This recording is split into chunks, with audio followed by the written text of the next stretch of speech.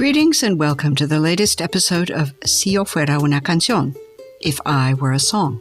We are a community-based podcast and radio show in which people of Santa Ana, California, tell us in their own words about the music that means the most to them. I'm Elizabeth Le Guin, your program host and director of this project. The project is based on my conviction that we people in the modern world need to learn to listen to one another, and that music and all it brings us is the perfect place to begin. And my name is David Castañeda, music researcher here for the Si yo fuera una canción podcast. I'm so happy to be a part of this project, using my scholarly training and my performance experience to bring you the stories, music, and lived experiences of those living right here in Santa Ana. Today's interview is with Brian Peterson. Unusually for an interviewee on this show, Brian has ample experience of being in front of cameras and microphones. He'll tell us about the inspirational project he started in Santa Ana some years ago, which has received well-deserved media attention for the unique way it brings art making together with social action. A note before we begin. Due to copyright restrictions on the extremely well-known music that Brian chose, we can't even quote the songs for you in the interview. But we've made some lemonade out of those lemons. We've created placeholder tracks of our own that we hope convey some of the feeling of Brian's songs. And of course, the songs themselves aren't difficult to find. We've included them on our Spotify playlist, If I Were a Song. I recorded this interview with Brian in April 2021. Welcome. I am so excited about this interview. I just want to start by saying that I literally found you on the internet. I was poking around looking for internet photographs of murals in Santa Ana because Santa Ana is a city of many murals. And I came across some that I found particularly striking. And the more I read about them, the more it grabbed my attention. And that led me to your website. And with that little introduction, Brian, if you would just introduce yourself to our listeners, your name, a few facts about yourself, and if you wouldn't mind just telling us very briefly about your organization. Yeah, my name is Brian Peterson. I actually talk to a lot of people nowadays that say they found me on the internet somewhere. So it's pretty interesting. I've lived in Santa Ana for, maybe 7 years or so, or 6 years. And I have an organization called Faces of Santa Ana. And I paint portraits of my neighbors experiencing homelessness. I then sell these large-scale oil paintings and use the money to sort of give back to them, help them pursue their dreams, wishes, or rehabilitation of many different sorts. Along the way, I've also started doing wall murals about maybe 3 or 4 years ago. And since the first one, it's kind of been like an explosion where I've been fortunate enough to put up lots of murals in my own city, which is probably how you found me. And I'm so excited to be on this podcast with you. Thank you. Thank you. So it sounds like you and I actually moved to Santa Ana around the same time. I came here in 2013. I would be interested if you could tell us a little bit about why Santa Ana? What brought you here in the first place? Yeah, I actually have a funny story moving here. So I moved out to California from Michigan. At the time, I was a car designer working in Michigan, and I got a job out here to work for Kia Motors. So I was living in Irvine. I was coming up on the end of a lease, and I was looking for somewhere to move that maybe had a little bit more culture, a little bit more risk, a little bit more grit. And I was actually trying to move to Long Beach, like with everything inside of me. And every door in Long Beach kept closing. And so me and my wife said, all right, let's just go check out Santa Ana. And we came down here. We'd been down here for like the art walk every now and then.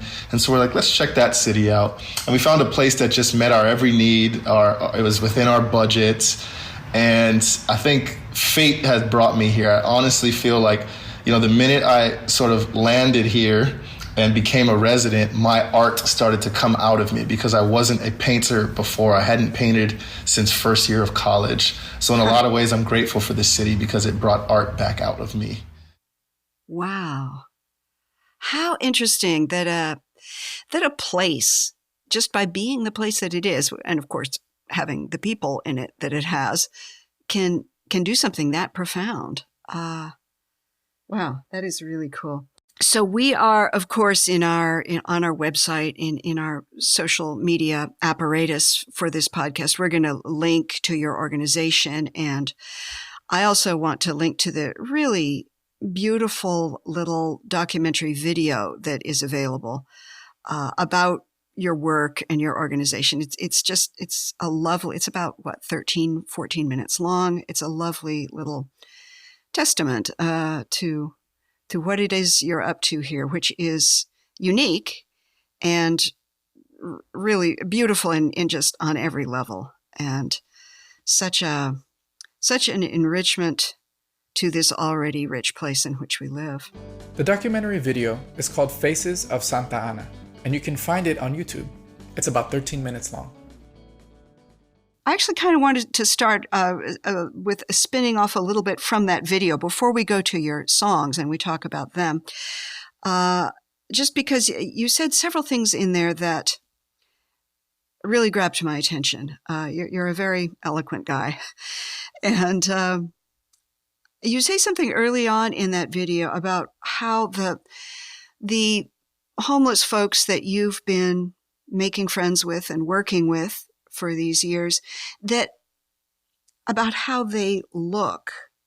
And you say, and this is a rough quote, everything that's happened in their life radiates onto their face and their body. And I think also this has something to do with the expressiveness of your portraits. So I'm interested in how this kind of intense visual engagement that you reference there, how might that transform into listening to people as well as seeing them?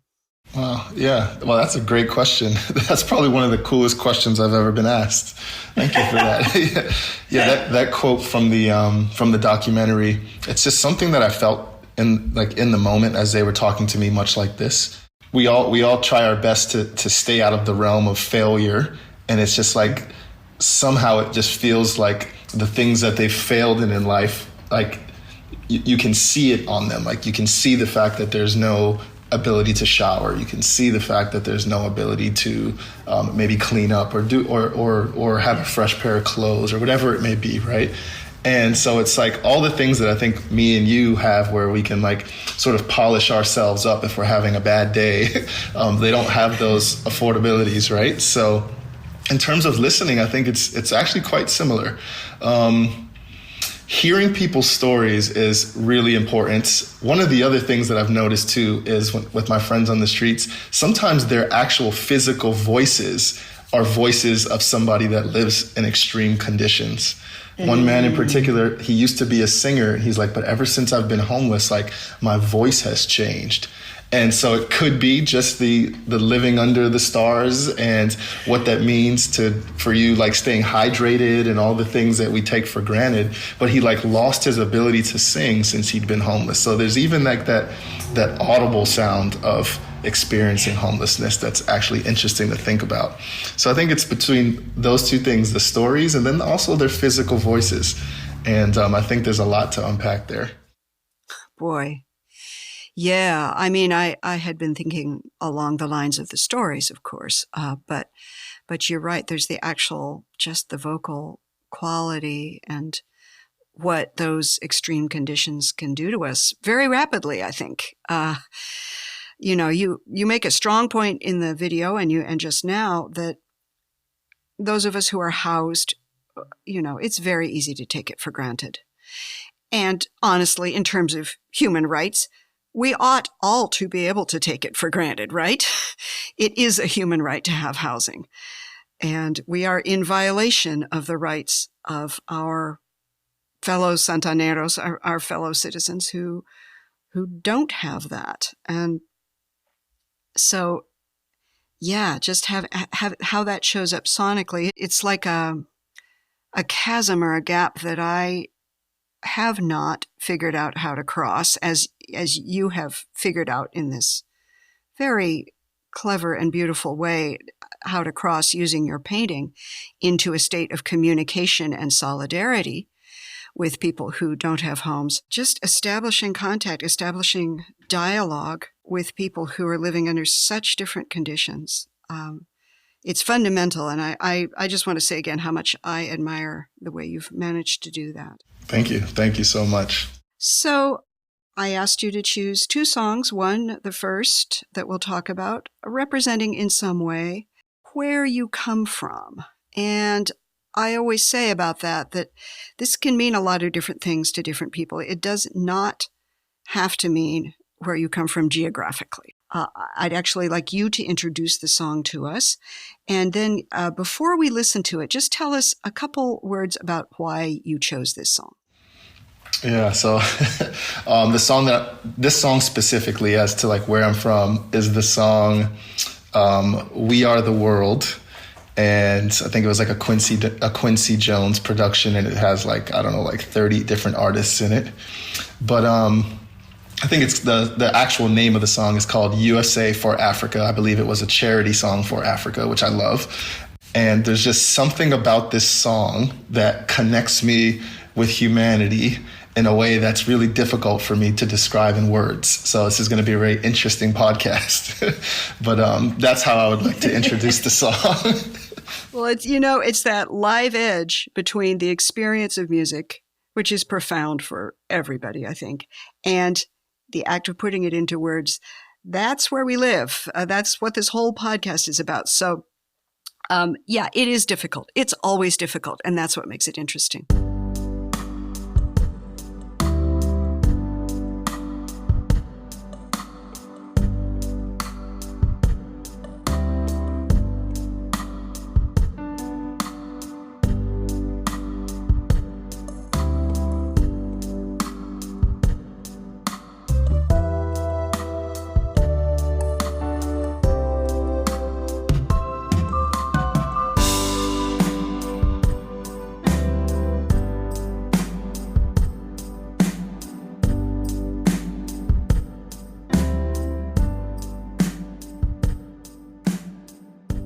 Oh, my goodness. Do you have a favorite moment in that song?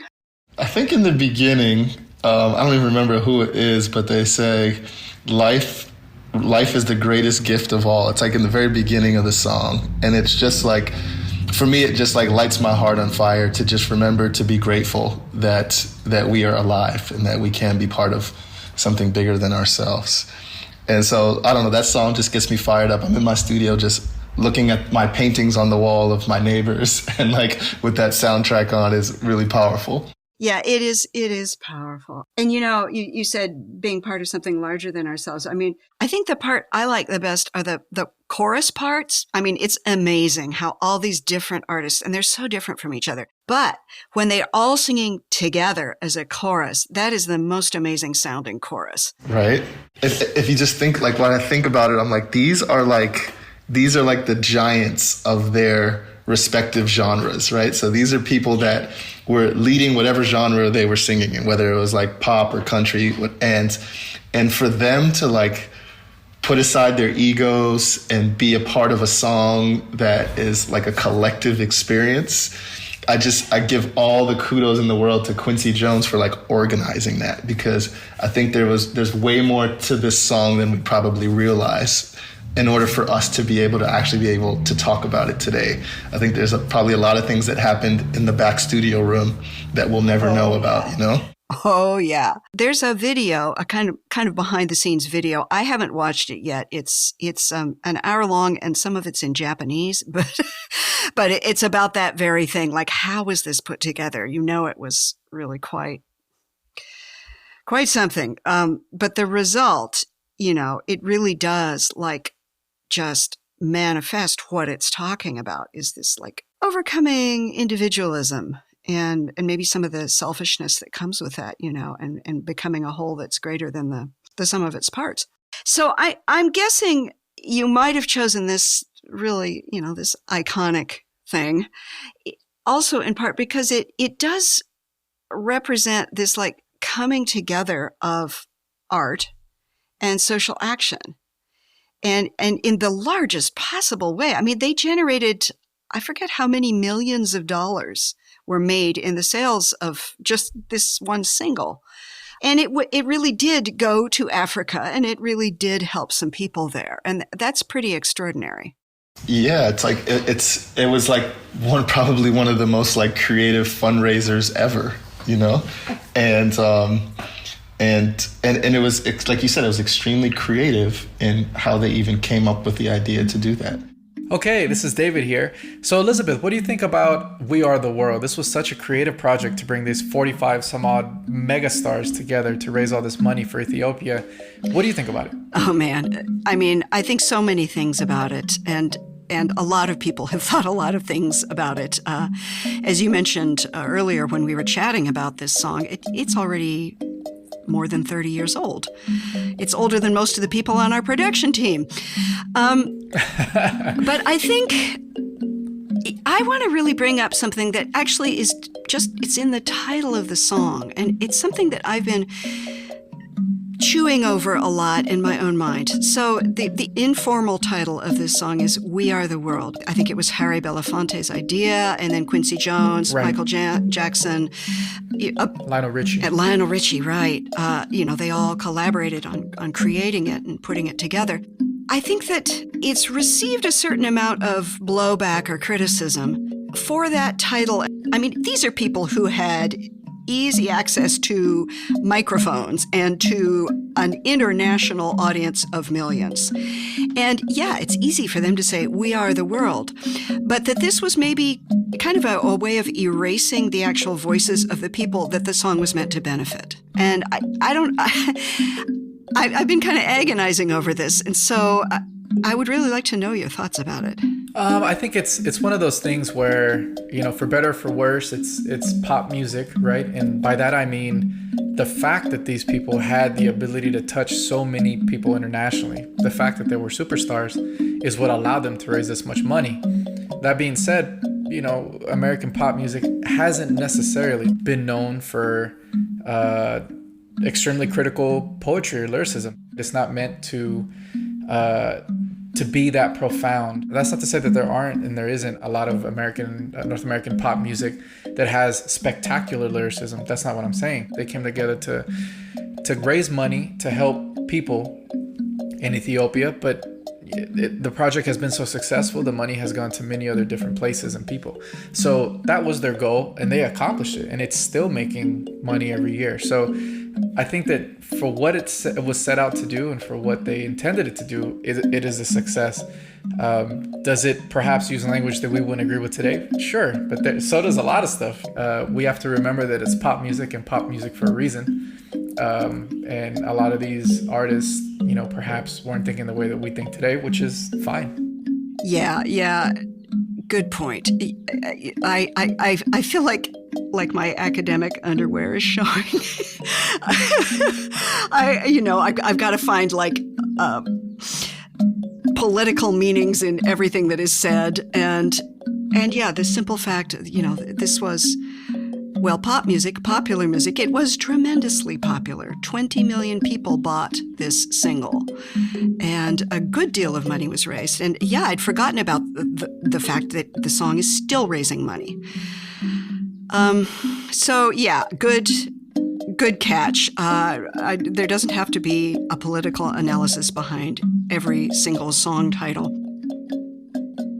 As I was listening now with you here, I'm like, man, our world is hungry for a song like this now. There needs, I think with all we've experienced this last year, including a pandemic and things centered around race and politics, and it's I think the world is ripe for a new version of this song, and whether it raises money or not, I think it'll raise the hope in people's hearts, which is greater than any money we can ever raise. But I think the world is hungry for something similar to this.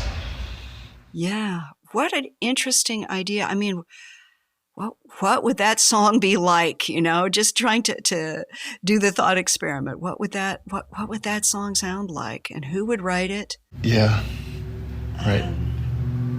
I would imagine it would have to be collective, like this one, right? And I listened to We Are the World. I didn't grow up with everybody in that song as a household name within my house. I grew up with the Michael Jacksons, and my mother was playing Stevie Wonder, but I think like Bruce Springsteen and other people in that song, like I'd actually like never heard. And so that song introduced me to areas outside of my own culture, and still does today when I listen to it. And I'm like, oh, like these are other sounds from other people. I would imagine that if there was a song that would exist now in this same way, that it should include other languages and other dialects from people. Like you're listening and you don't even know what they're saying because it's not your language, but you feel the heart behind it, right? And you feel the connection to humanity through it. And so I would probably start there by putting together a bunch of people that aren't even from the same continent and seeing what comes out of that. Right.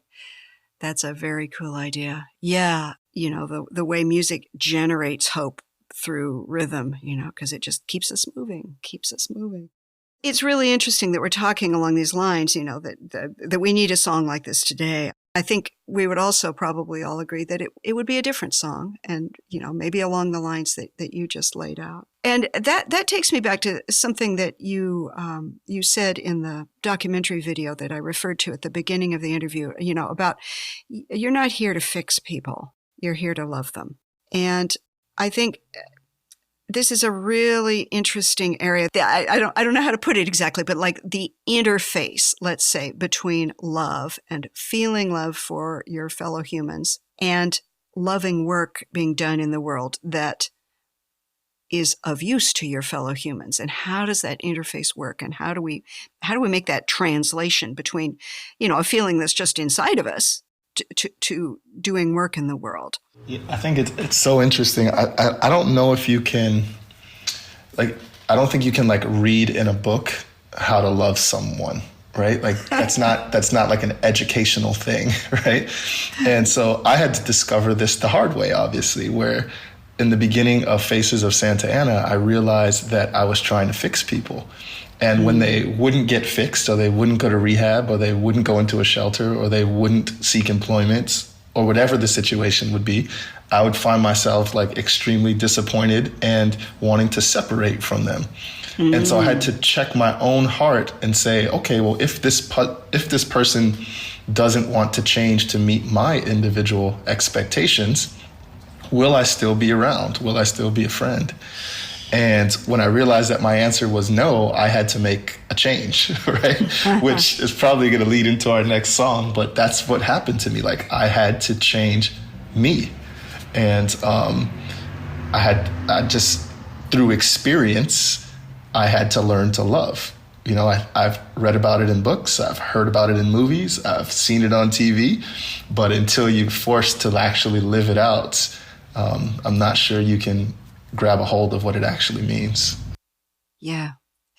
And it sounds like your best teachers were the people living on the streets that you were making friends with. Absolutely. Absolutely. I failed my way into still learning. I still fail all the time. I tell people this every chance I get, but it was my failures that have me here talking to you today. And so I actually love moments where I fail and I get to correct whatever's inside my own heart. Yeah, thank goodness we get that chance. My goodness. As you suggested, why don't we move to your second song? This is the one where I had asked you to choose a song that in some way represents your hopes for the future.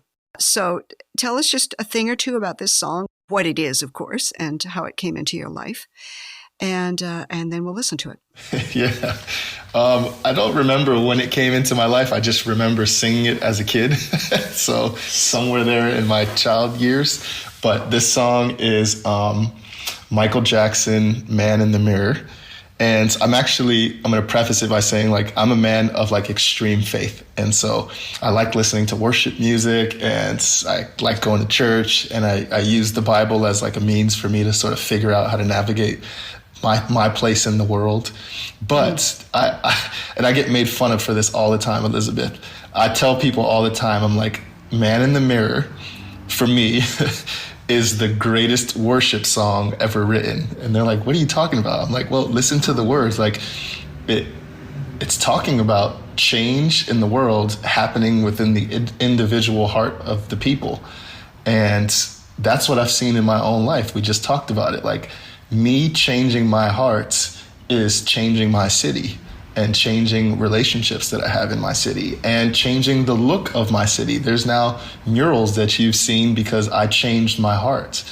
And so when I listen to this song, I'm just like, yes, like it's like an encouragement to me of like, what else is in my heart? What else is hidden in the deep vessels of my heart that gotta go? Like, what are the negative things that I'm still carrying? And it's like this introspective, like, are you willing to look at yourself and make a change, or will you just complain about the world until you die? Right? And so that's why I like this song so much. It's like motivation for me. Yeah. Thank you for sharing that. I had not thought of this as a worship song, but I hear what you're saying, and we're going to listen to it in just a second, and I'm going to think of it in that way. I myself have a Buddhist practice, and it's really interesting where the sense of worship can crop up in music listening, right? It doesn't have to be something that's like in a genre category of being worship music for it to really bring up that feeling of that hallelujah feeling, shall we say? Absolutely. Totally. Yeah. So I'm going to listen to it with that in mind.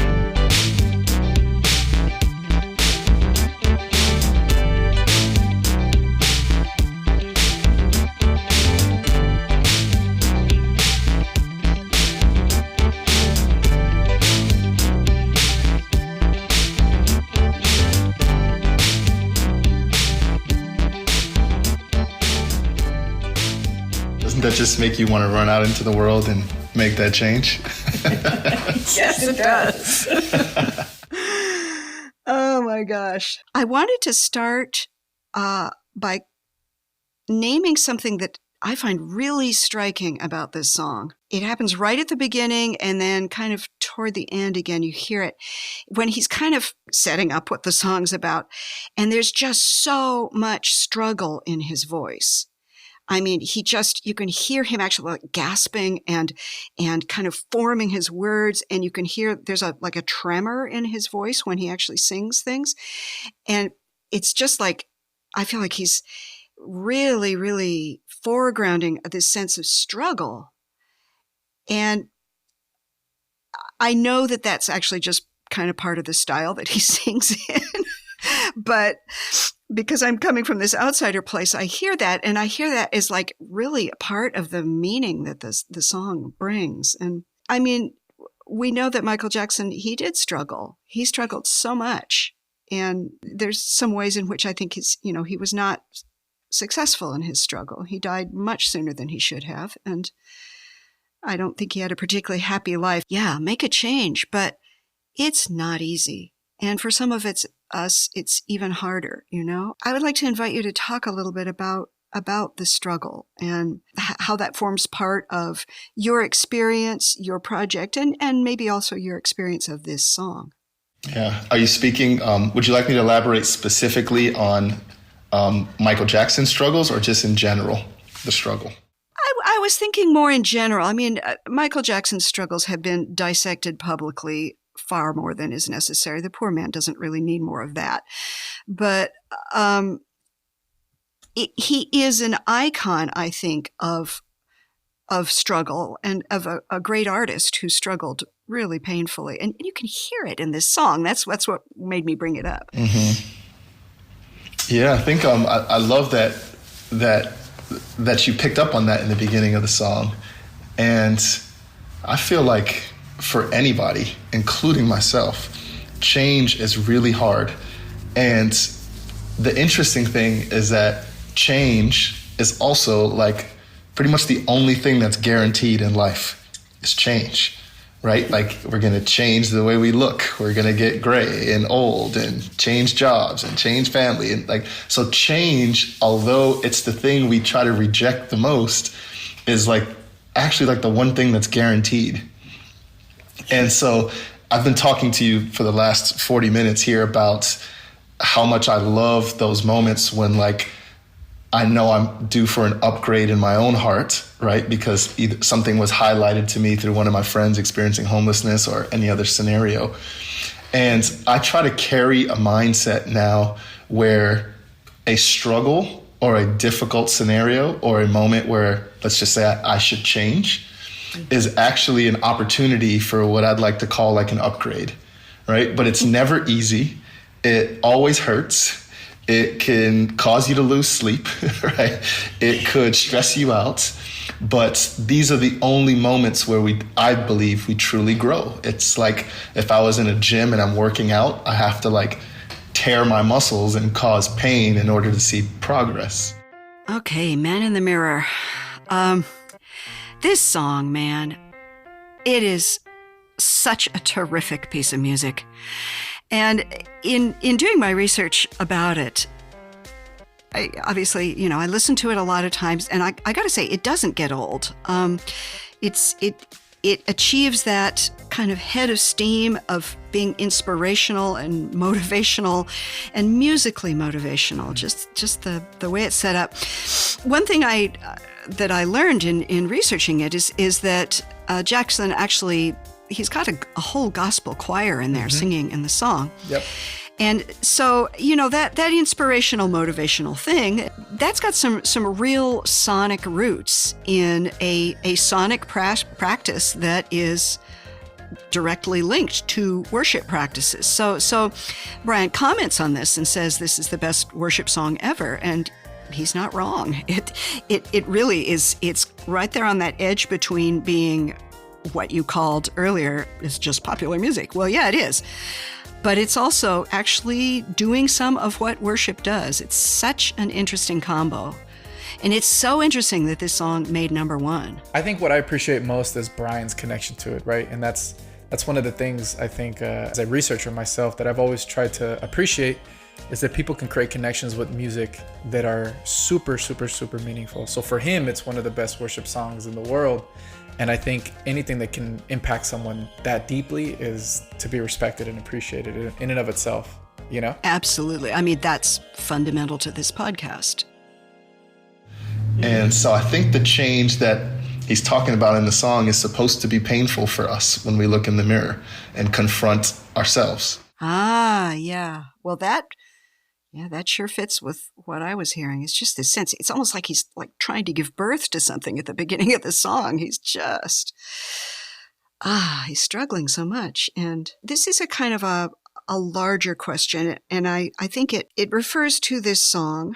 I think we're in agreement that change has to happen in the heart for other changes to really take root and be effective, shall we say. But is changing ourselves in that way, heart outwards, is that ever really going to be enough? Enough for what? Enough to make the world a better place? Yeah.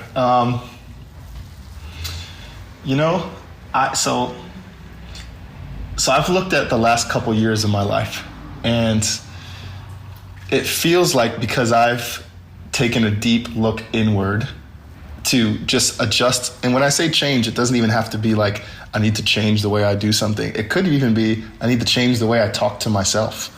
You know what I mean? And so I feel like because I've done some inner work, my city is a little bit of a better place. Like, I don't think me doing this thing is going to change the whole world. But I feel like if people would go on this journey, you could change the world around you, and we all have a sphere of influence, some bigger, some small, most people, a couple people, like 10 to 20 people.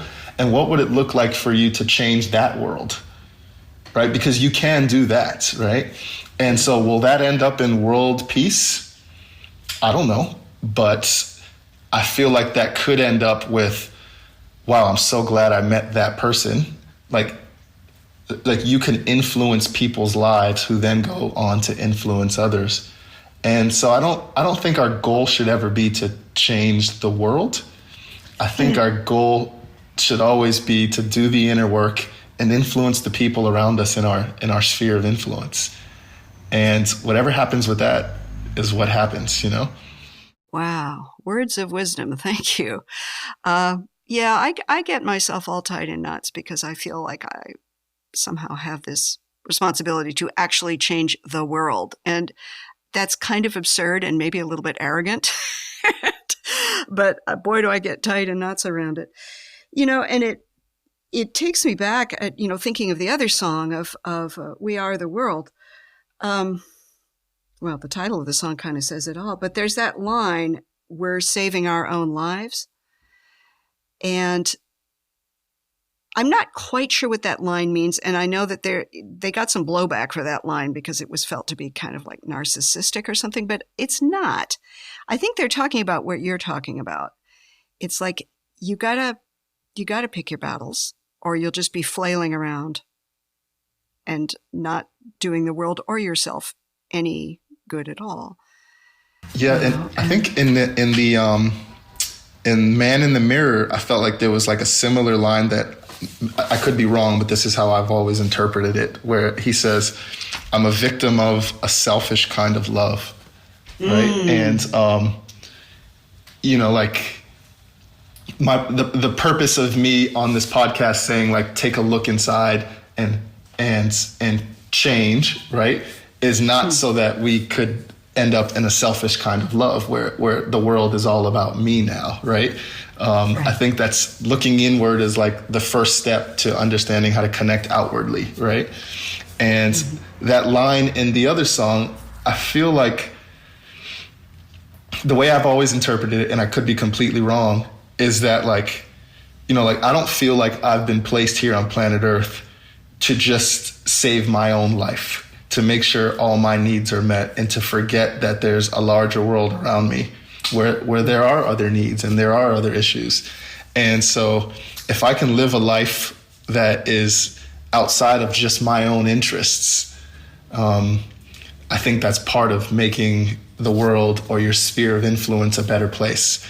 For me to go up to a coworker and ask them how their day is or speak a word of encouragement is me not just looking out for my own life, but it's taking a genuine interest in another person's life.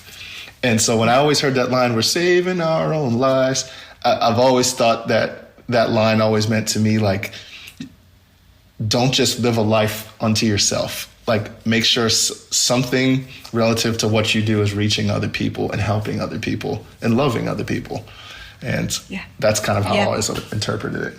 Yeah. And, you said a minute ago, you could be completely wrong. Well, you're not. I mean, songs are, I know there's copyright and all that stuff, but songs belong to the people who listen to them and love them. And what we hear in our songs, it's our truth through that song, right? So, no, I think this is a great note on which to wind our interview up. I think, you're pointed directly with eyes wide open. You are pointed directly at what Buddhists would call radical compassion. I think it's called other things, or maybe it's called that too in the Christian tradition. And what better place to end an interview? Yes. This has been a joy. I'm going to play these songs on repeat probably for the rest of the day. Please apologize to your wife on my behalf. Pray for my wife. She's going to be so irritated by me by about 10 p.m. No, I am. What a blessing to be able to engage with you about this music and really talk about some of its resonances in the world and to hear a little bit about the work that you're doing. I thank you so much, Brian. Thank you, Elizabeth. And I just hope and pray that this podcast becomes way larger than you can ever think or imagine, because this would be such a great platform for both music and discussion. And I could just see it tearing down walls. I can see people coming into an understanding of other cultures or thought patterns, just based on the way they talk about music that they love. And so I just hope that this thing keeps going onward and upward for you. It shouldn't be a surprise to our listeners that homelessness is currently at crisis levels throughout Southern California. On our website, sillofuera.org, we've compiled a modest list of local, state, and privately funded resources that are attempting to help those of us who are facing life on the street. For those of us who currently have a roof over our heads, may Brian's project serve to remind us of the old proverb, "There, but for the grace of God, go I."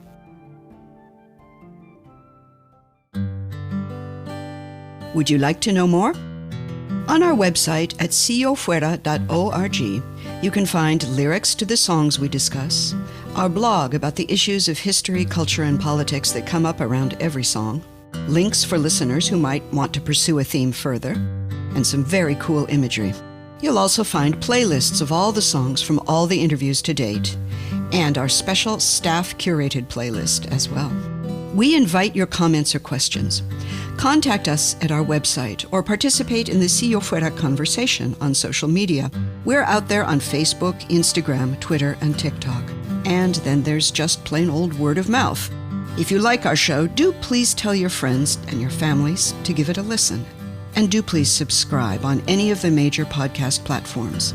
We'll bring you a new interview every 2 weeks on Friday mornings.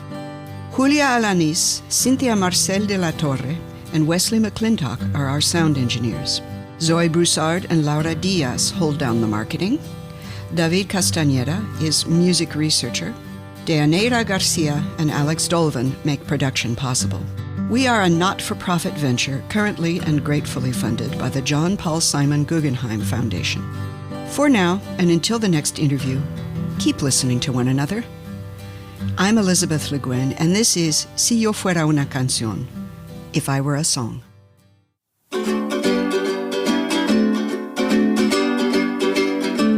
Si yo fuera una canción, sonarían por las calles, las montañas y los valles, mi orgullo y mi pasión. ¿Quién soy yo de corazón? Soy una ola, soy una onda, una vibración que ronda por el universo vivo. Y sonando soy testigo a nuestra unidad más honda.